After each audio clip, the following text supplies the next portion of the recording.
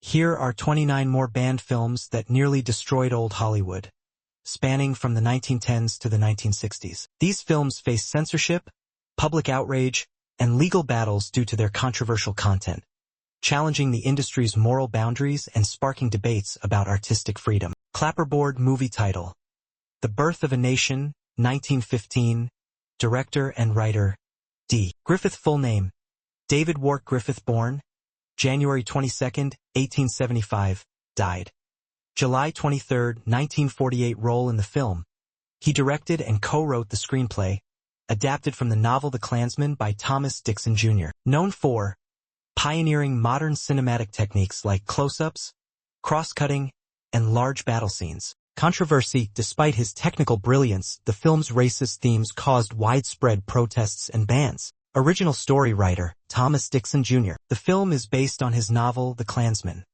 a historical romance of the Ku Klux Klan. He was a white supremacist author, and his work glorified the KKK, which deeply influenced the film's narrative. Performing arts: lead actor, Henry B. Walthall. Role: he played Colonel Ben Cameron, the film's main character. Born March 16, 1878, died June 17, 1936. Famous for silent film roles and his performance in this controversial yet influential movie. The film is set during and after the American Civil War. It shows two families, one Union, one Confederate, and follows their struggles. It glorifies the South and the Ku Klux Klan, showing them as heroes, which caused huge backlash from civil rights activists and African American communities. Crossmark: banned and protested. Banned in cities like Chicago, Denver, Pittsburgh, and Minneapolis. The NAACP led protests across the U.S. Many called it racist propaganda and historically inaccurate. The Story of Temple Drake, 1933, is one of the most controversial films of early Hollywood, directed by Stephen Roberts, a talented filmmaker who worked during the 1930s. Born in 1895, Roberts directed several films during his short career before passing away at the young age of 40 in 1936. His most notable work remains The Story of Temple Drake, a film that pushed the boundaries of morality and censorship in its time. The story was adapted from the provocative novel Sanctuary by William Faulkner, a Nobel Prize-winning American author known for his deep and complex Southern characters and psychological depth. Faulkner's original novel, published in 1931, shocked readers with its themes of sexual violence and moral decay. These same elements translated to the film, which caused a national uproar. The lead role of Temple Drake was played by Miriam Hopkins, a talented actress born in 1902, celebrated for her intense and emotional performances in pre-code Hollywood. In the film, she portrayed a Southern woman who is kidnapped and assaulted, finding herself entangled in a web of crime and shame. Hopkins' performance was praised, but the subject matter led to massive criticism from religious and civic groups. The film was banned in several U.S. cities and became a key reason for the strict enforcement of the Hays Code, Hollywood Production Code, in 1934, which introduced heavy censorship in American cinema. Despite its controversy, the film is now viewed as a landmark in cinematic history for its bold storytelling and powerful performances. Freaks, 1932, is a legendary and highly controversial American horror film directed by Todd Browning, a filmmaker best known for his work in the macabre and bizarre. Born in 1880, Browning had already earned fame for directing Dracula, 1931, but Freaks became his most infamous work. The story is based on a short story called Spurs by Todd Robbins, and the film shocked audiences by featuring real-life circus performers with physical disabilities as its main cast, rather than actors in makeup or prosthetics. The lead actors included Harry Earls, a little person who played Hans, and Olga Baklanova, who portrayed Cleopatra, the beautiful but cruel trapeze artist. The plot centers around Cleopatra's scheme to seduce and murder Hans for his inheritance, only to face a chilling revenge from the freaks she mocked and betrayed. At the time of its release, the film was considered too disturbing and grotesque by audiences and critics alike. Many were uncomfortable with the presence of real disabled performers and believed the film was exploitative, even though Browning intended it to promote sympathy and humanity. It was banned in the UK for 30 years and faced heavy censorship in the U.S. MGM, the studio behind the film, even cut over 30 minutes of footage after negative test screenings. Freaks essentially destroyed Browning's career, but over time, it gained cult status and is now seen as a bold, pioneering film that challenged societal norms and questioned the true meaning of beauty, cruelty,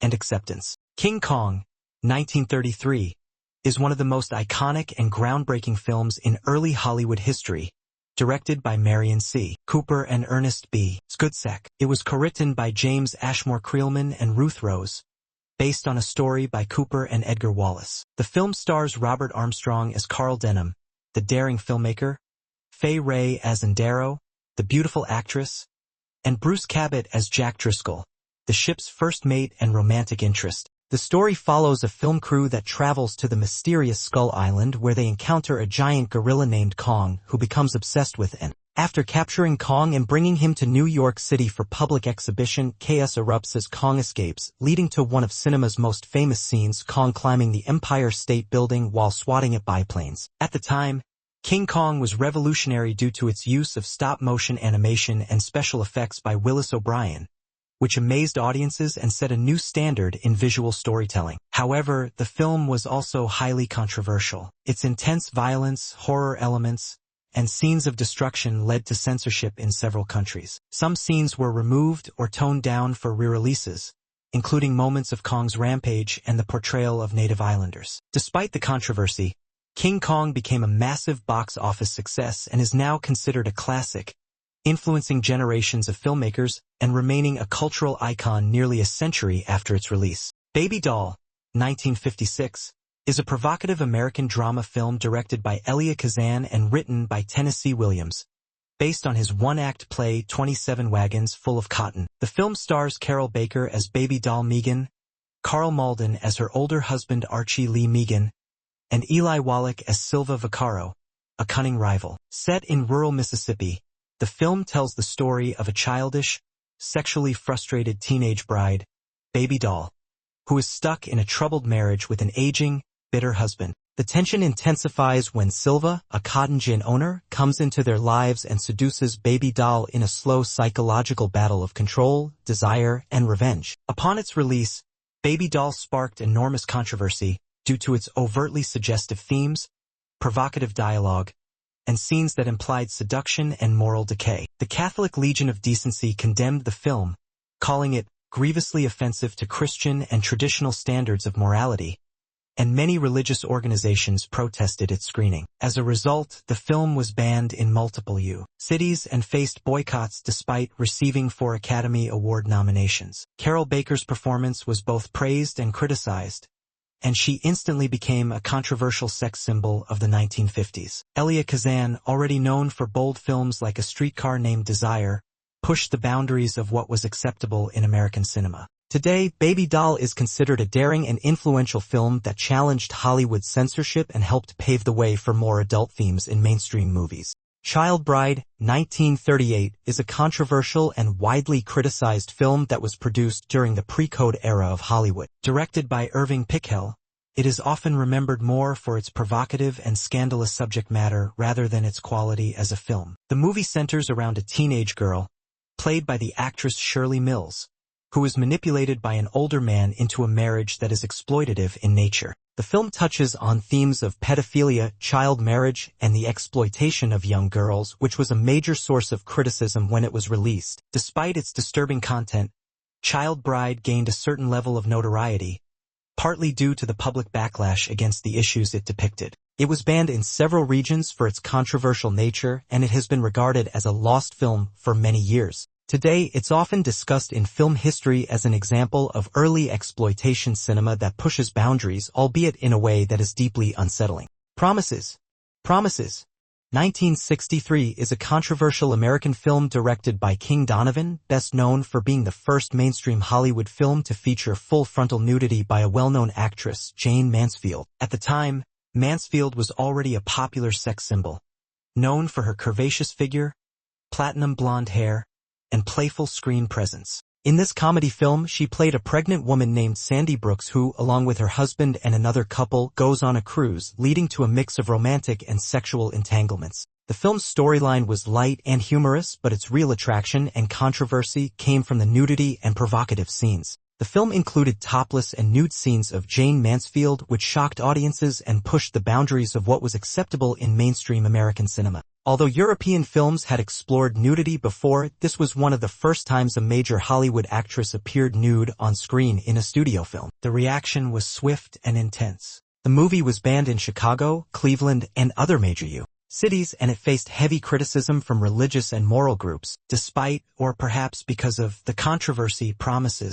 Promises became a box office success in some markets and played a key role in the gradual erosion of the Hollywood production code, which had strictly regulated film content since the 1930s. Today, the film is remembered not for its plot, but for its place in cinema history as a turning point in the acceptance of nudity and adult themes in American films.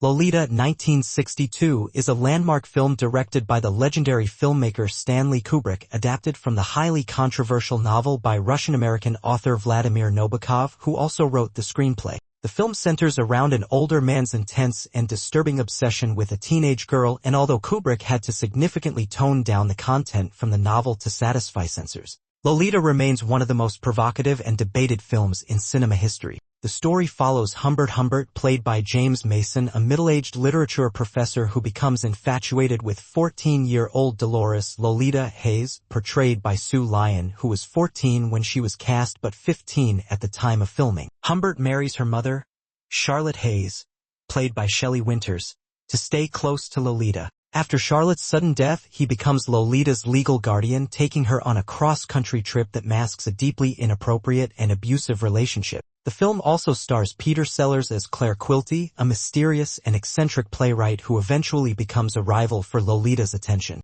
Despite Kubrick's efforts to imply rather than show the sexual nature of Humbert and Lolita's relationship, mainly due to the constraints of the Hollywood production code and widespread social taboos of the time, the film was still considered highly controversial. It faced bans in several countries, including the UK, where it was not shown until 1963, and parts of Europe, and was condemned by religious and family groups in the United States. Promotional posters that read, "How did they ever make a movie of Lolita?"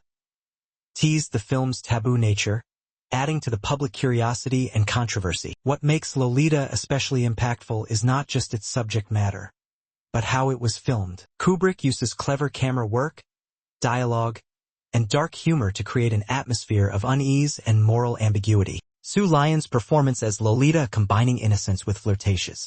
Midnight Cowboy 1969 is a groundbreaking American drama film directed by John Schlesinger and based on the 1965 novel of the same name by James Leo Herlihy. The film stars John Voight as Joe Buck, a naive young Texan who moves to New York City with dreams of becoming a successful gigolo, and Dustin Hoffman as Enrico Razzo Rizzo, a sickly and street-smart con man who becomes his unlikely friend and business partner. Set against the gritty and decaying backdrop of late 1960s New York, Midnight Cowboy explores themes of loneliness, survival, broken dreams, and human connection with an honesty rarely seen in mainstream films of its time. When it was first released, Midnight Cowboy was rated X by the Motion Picture Association of America, MPAA, due to its frank depictions of sexuality, prostitution, and drug use, as well as a brief scene involving homosexual encounters. Despite its adult content and rating, which usually limited a film's commercial reach, it was a critical and box office success, praised for its raw emotional power, performances, and realism. The film went on to make history as the first and only X-rated film to win the Academy Award for Best Picture,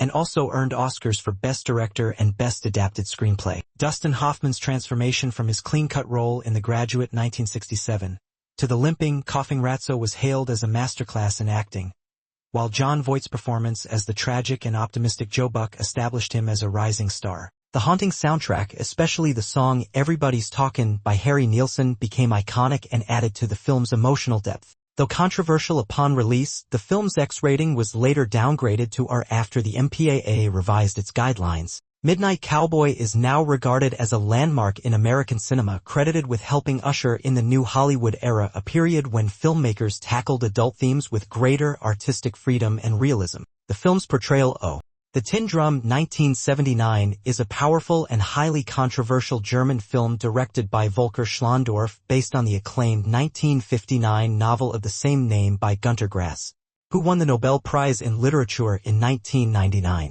The story follows Oskar Matzerath, a boy living in Danzig, now Gdansk, Poland, who, on his 3rd birthday, decides to stop growing as a protest against the hypocrisy and horrors of the adult world around him. Armed with his signature tin drum and a glass-shattering scream, Oskar becomes a symbol of resistance, rebellion, and innocence lost during the rise of Nazism and the chaos of World War II. The film stars David Bennett, who was 11 years old at the time, as Oskar. His remarkable performance drew both praise and controversy due to the complex and often disturbing nature of the character he portrayed. The Tin Drum combines surrealism, political commentary, and dark humor, capturing the essence of Grass's complex novel while creating an unforgettable cinematic experience. Despite winning the Palme d'Or at the 1979 Cannes Film Festival shared with Apocalypse Now and the Academy Award for Best Foreign Language Film, The Tin Drum faced significant backlash. In particular, the film's depictions of underage sexuality,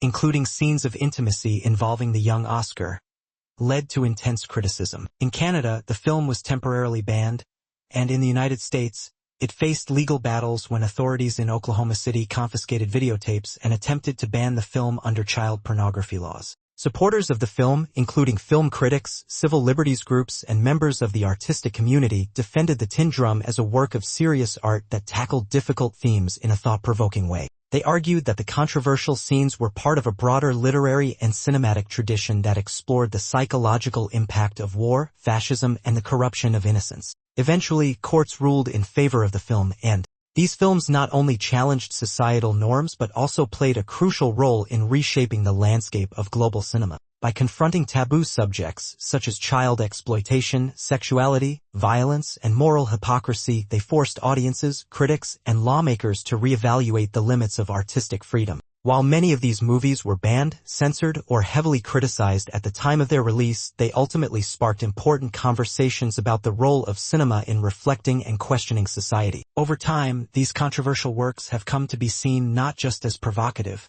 but as essential milestones in the fight for creative expression. They pushed boundaries, redefined genres, and helped pave the way for more honest and daring storytelling in film.